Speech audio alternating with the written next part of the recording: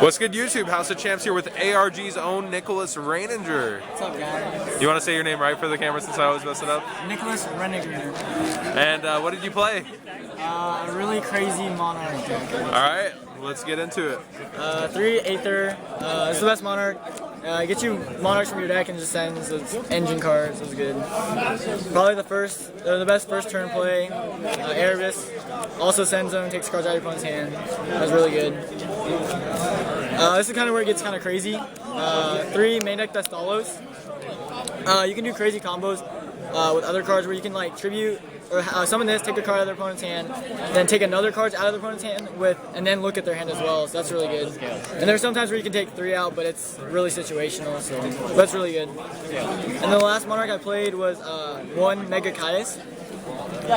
Essentially, like we were playing as a board first, we wanted a card that you could use and really abuse off of escalation going second, because I didn't expect to win all my dice rolls. So this is the card that was there, and it's really good in the mirror match too. So that's that. And 3 of the best worst normal summon, I guess, because everyone was playing Valor this weekend, so I tried to not summon this as much as possible. And same with this. But you play him because if the first one goes off, you have it for the rest of the game, and then you get double tributes every turn. It's really good. Plus, it's add your banish back, so it's kind of like perfect circle, where it goes from hand to field to grave to banish back to hand. So that's kind of what we call the deck, is perfect circle. And then the best little guy, 3 Mythra. You can summon her, and it gives your opponent a token. So if you go first, you can obviously abuse Stormforth for 2 tributes, but when she's tributed, she allows you to get an extra tribute summon. So that's where you can do the summon this and then this in the same turn, and take 2 cards out of your opponent's hand, which is really strong. And you also get Erebus in the grave with that. Yeah, you also get Erebus, and then you get to add back any Monarch, so that's good. That's it for the monsters. They're all necessary. 3 of probably the best draw card in the game right now. You draw 2, banish it, get any, basically tenacity almost every time. So that's really good. 3 tenacity, it's all of them when you have a big Monarch, so it's good. 3 domain. This card's kind of weird because the main purpose for the card is to lower the level of your high monsters so you can tribute something easier, but the additional effect of just getting to where your opponent can't use the extra deck is really strong. So, and then the mirror match is when the last effect, the 800 boost, comes up the most, because you can beat over their Monarchs and they can't beat over yours. So. Well, Cosmo also, right? Yeah, in the Cosmo matchup, I summoned Aether at one point and special another Aether and then killed his Forerunner, and he had to summon, I don't remember what he summoned, but he had to summon something to where it just wouldn't die, so that was good. The most unfair card in the game right now, Stormforth. You can't target. This card's insane in the mirror match too. Return. This card is considered the card that it's the gift that never stops giving. You resolve this twice, once on your turn, once on your opponent's turn, you've won the game because you're so far ahead. Yu-Gi-Oh player and this Michael Hernandez come to the stage. This also plays around Yu-Gi-Oh player Solemn Strike. Michael Hernandez to the stage. In top 16, when I played Billy, I hard drew this whenever his field was Dweller, Dinos, or whatever they're called, yeah. The Fusion, and then Strike. And I had this, so he couldn't strike me, and I just beat him, so that was good. And then the last Monarch spell, 3 Strike of the Monarch. I guess I'll go ahead and explain it, because most people don't know what this does. But you tribute a level 5 or higher tribute summon monster on your side of the field to negate 1 face-up card on the field, and then draw a card. So you normally want to have 2 tribute summon monsters on the field turn 1, because you play cards like Mythra and all that. So you'll have that, and then you'll just set this with Domain, and then they can't ever out your Domain, because you probably Thestalos them and taking cards out of their hand. And this is it kills the simplified game states. So best card. And then you can also banish it from the graveyard to make all monsters on the field any attribute. So it makes the Thestalos and Mega Caius really good. Do you have any questions about this? I don't know. Nah, I don't. Okay. Attention, Card 5 Vanguard I think you explained it pretty well. Your pairings for round 4 are now being posted. Once again, Vanguard players, your pairings are now being posted for round 4. One foolish. Basically, it acts as everything almost, because you can send your Erebus if you need a Monarch. If you have Erebus in your graveyard, you can send any of the big Monarchs and add them back. You can send Idea to get a card back. You can send this if you have a little engrave and need a summon. So it's just probably one of the best cards, just like one of non-Monarch cards in the deck. So, and then the card of the weekend, Twin Twister. This card's absolutely nuts because everyone's playing traps, and you don't nag when you discard most of the time. So definitely insane. So definitely would play this. 3 Prime.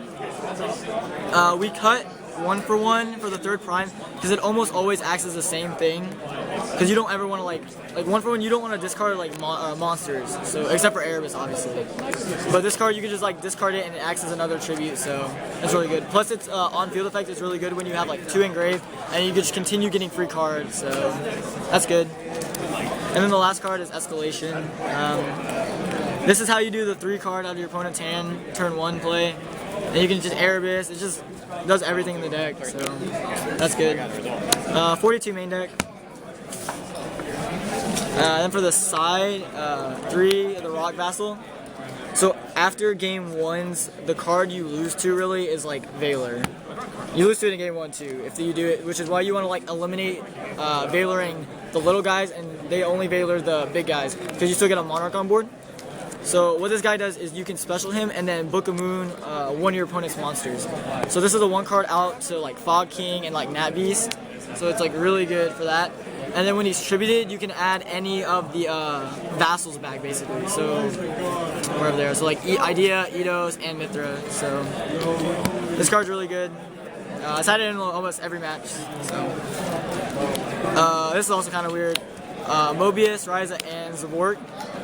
So when you're going second, Thestalos isn't always the greatest card. So this like outs back row, and with Strike you can make everything water, and then they can't respond with like Strike of the Monarch or Strike, sorry, Solemn Strike and things like that.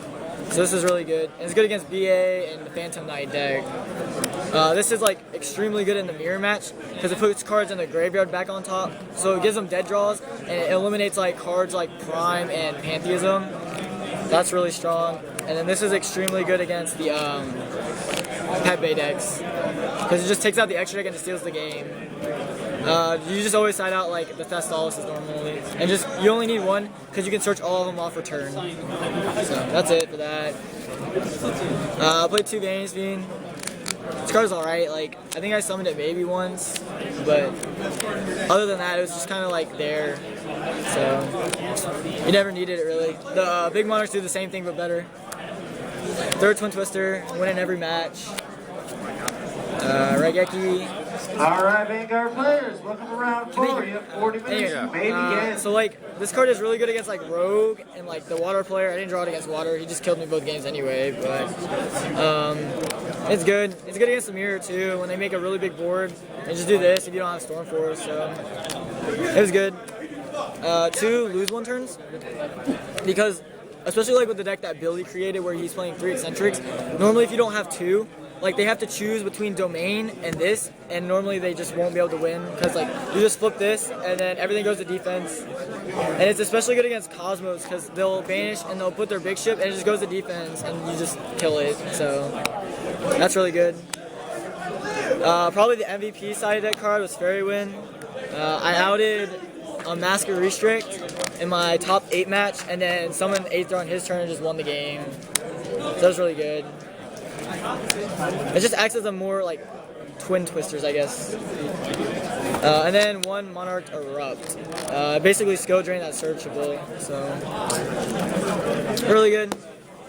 Any shoutouts? Yeah, I actually have a lot. Shout out to Taylor Wallace for losing a bet to Blake Lewis McCrary. Shout out to House of Champions. Yumi Decree. And shout out to the group, The Movement. Basically, it's a group of us that created the deck and we're just playing the deck that without playing standard, I guess you could say. And that's like Blake Lewis McCrary, Zeph, Travis, and Sarek. Sarek was also here, but he unfortunately lost like later on, so he didn't make it. Shout out to Epic Cards and Game and Game Master, and then Kelly Chartsel for driving because he's the man. He's the man. Yeah. That's it. Wait, there's another shout out. Oh yeah, shout out to Archie early games. Oh. Sorry, Keaton, I didn't shout Ultra Red Games in your deck profile, but shout out here. Whoops. Whoops. Chris LeBlanc 2015. Shout out. Shout out to Desmond for also thinking I was TJ Kinsley. But yeah, that's it. Alright, thanks, Ed.